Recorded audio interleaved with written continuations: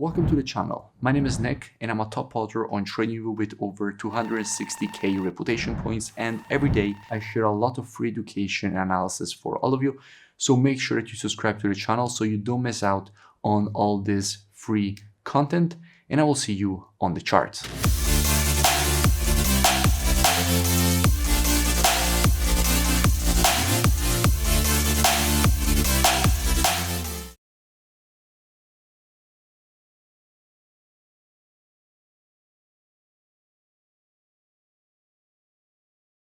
In today's video, I want to speak about NZDUSD. Now, why do I want to speak about NZDUSD? Because at the moment, we do have quite interesting price action and structure. So first, I will be covering a complete multi-time frame technical analysis. We will then go and see what we have from an order flow perspective by checking the commitment of traders, which is basically what the non-commercials and the biggest speculators in the market are doing. And by the end of the video, by using a combination of these two different types of analysis, we will try to understand where we have the highest probabilities for a potential move here on the pair. Now, starting from the monthly time frame, what we can see is that at the moment we are testing a quite strong level of previous monthly resistance here, again here and again here, which, since the market has now broken it to the upside, is turned support and demand at this area. And as we are testing this strong support and demand, we can expect the market to reject it to the upside, possibly even for the creation of a new higher high, considering that if we look at the bigger pattern here, we have created an impulse and correction, after which we expect the continuation to the upside. Dropping down on the weekly time frame, what do we have? Now, here on the weekly, first of all, we can notice how we have just created a strong impulse and just started a correction. Now, in general, when you have an impulse, you do expect the market to provide a correction at least to the 0.32 of the Fibonacci taken on the impulse leg. Now, in this case, the impulse leg is from this high to this low, which gives us a 0.32 Fibonacci retracement at this area that we do expect the market to reach.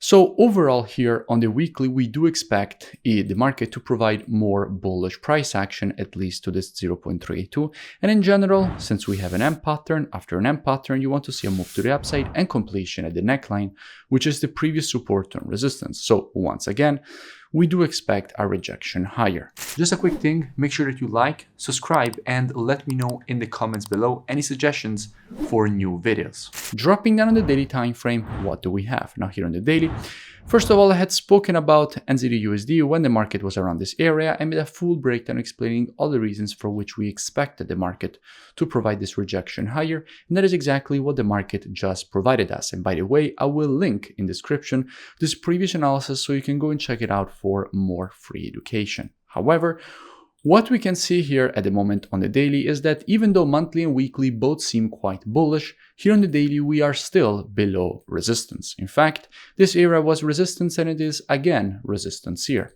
And until we will remain below this level from a daily perspective, we still have a bearish market from a daily structure standpoint. So until we will actually get a break above this resistance, we don't have previous resistance turn support. So we need a break above resistance and a retest of this previous resistance turn support to have a good opportunity to be looking for a potential move higher.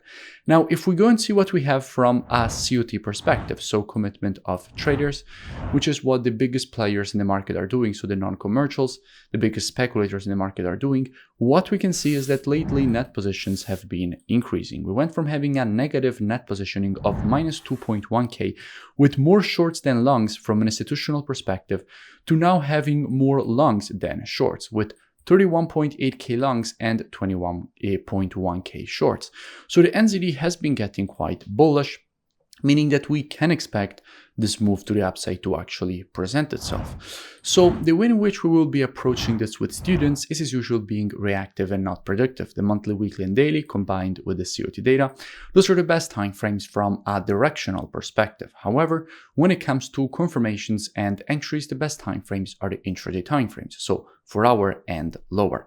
Therefore, if the market will successfully create a break above this resistance after the break on the retest of this previous resistance turn support, This is where we will be monitoring price action with students from an intraday perspective, so for hour and lower, waiting for the market to shift from an intraday bearish market as we will have to an intraday bullish market, and if and only if the market will shift from an intraday bearish to a bullish market and provide to us one of our valid entries, only at that point we could be looking for this potential long with a good risk to reward and good probabilities at that point for the move to the upside that we already wanted to see from a monthly and weekly point of view. If you enjoyed the video, make sure that you smash that like button and comment below. It really does support the creation of more free analysis education and updates for all of you.